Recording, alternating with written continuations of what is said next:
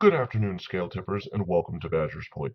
This video is actually made because of a video I saw done by Count Dankula on a psychopathic woman named Poison Ivy emotionally abusing men and her white knighting cup boy Oak Dice, who tried to claim that it wasn't abuse. Now, as someone that was physically and sexually assaulted as a child along with most of my family, and who later got certified as a domestic violence and sexual assault crisis counselor, I can tell you, fuck you, Oak Dice. Yeah, it was abuse. I've lived it, I've seen it, so go to hell.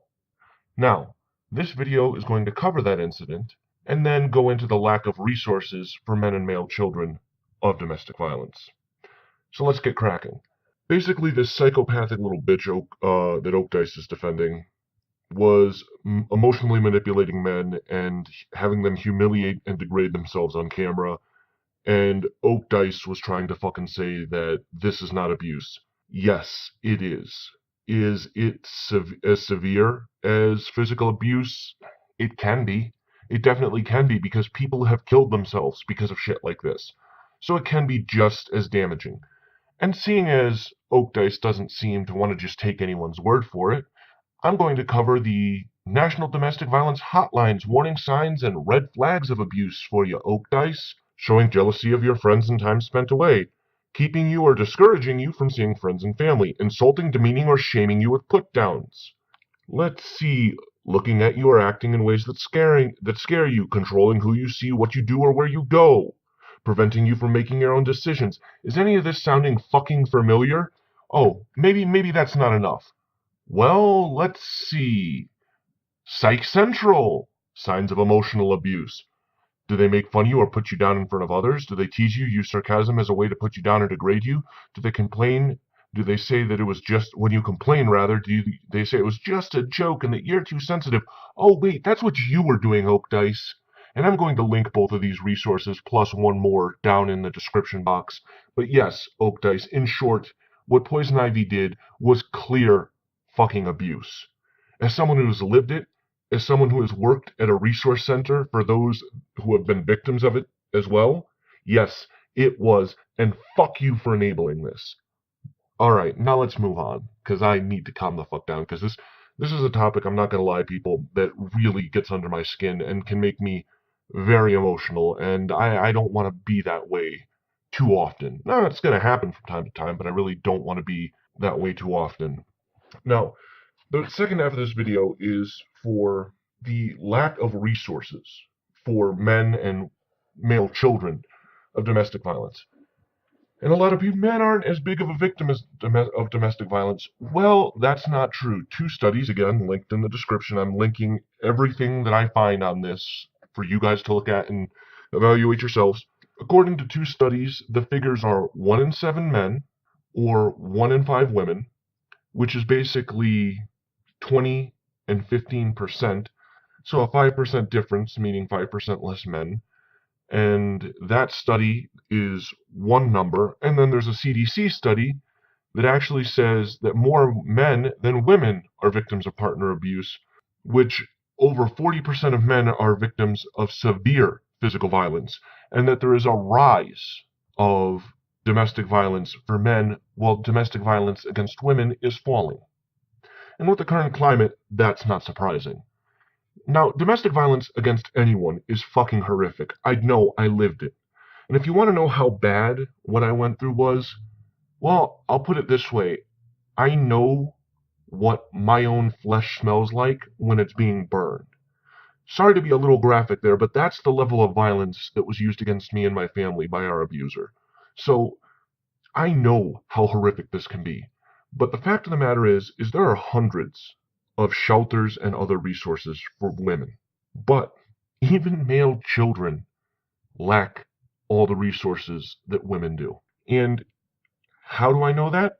Well, let's go with National Parents Organization researcher. What happens when abused men call domestic violence hotlines?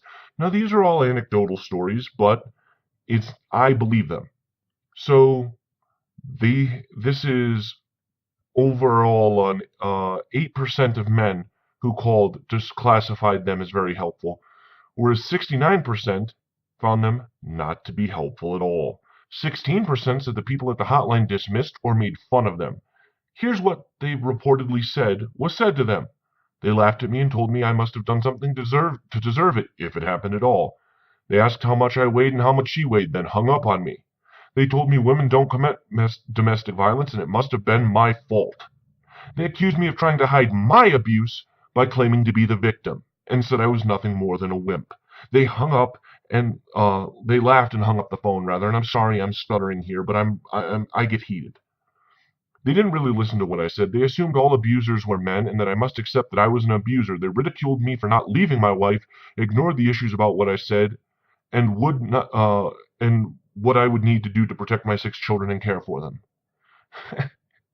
that you can believe it or not. I'll link the source below, but it's typical of feminist and the mentality at large for men's issues like that to be dismissed. And I'm no MRA. Actually, no, I am an MRA in this regard because I advocate for men to have help because even male children suffer with this. Don't believe me? Well, guess what? This is from a site called domesticshelters.org. Here's a quote from the article I'm going to link. Not all shelters take male children. Some shelters may only take children under a certain age. Usually the limit is somewhere between 12 and 18. Age limits on male children aren't meant to be a barrier to leaving, though it can make escaping more difficult. That means that when I was being abused and finally actually spoke up, if my mom had actually decided to try and run with us, that if I were over a particular age at the time, there may not have been a space for me to go. I might have had to have been separated from my family in state care rather than with my mom because a shelter wouldn't take me. Why? Because I have a dick. Even though I was just as much of a victim as my siblings. In fact, in some ways I got it worse because as far as I know, I was the only one that was sexually assaulted, and I witnessed almost everything that happened, so I'm fairly sure out of my siblings I was the only one that experienced that, and I honest to God hope it was only me.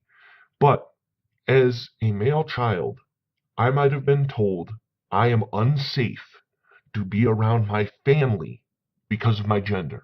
Hell, I'll read a few places. These are Massachusetts Coalition for the Homeless. These are homeless shelters. Only women and children, no males over the age of 3. How about another one in this list? This is a place called Margaret House. Women and children only, must be pregnant or parenting. Boys up to the age of 12. Again, these will be linked below. But this is fucking classic. Even homeless shelters will refuse males in some cases, meaning families have to be broken up or pray to God they can find an all-inclusive shelter. Guess what? You look up shelters for men of domestic violence. Well, there's the famous one that was shut down by feminists, but let's not cover that. There's a first-of-its-kind domestic shelter for all male victims opens in Arkansas. Now, this shelter is called the Taylor House Domestic Violence Shelter for Men, and it is literally the first of its fucking kind. There are no real resources just for men. There are no shelters that are quote-unquote safe spaces just for men to be away from the gender that abused them. Hell, these shelters will ignore male children that are victims of abuse because they happen to be born the wrong gender. So, for someone like Oak Dice to dismiss what was being done by a psychopath really fucking gets under my skin. I've listed the data below. I've listed the resources. I've listed signs and symptoms. And honestly, if this video is well received, I may do more videos on this topic and what it was like to get through this. So hopefully that has provided you with some useful information. And hopefully this lets some people that are male know that they're not alone. I've been through it. Other people have been through it. And there are people out there that are willing to help you. So never be afraid to step up. Never be afraid to speak up. And I want to thank Count Dankula for speaking up on this matter. That's the badger's point.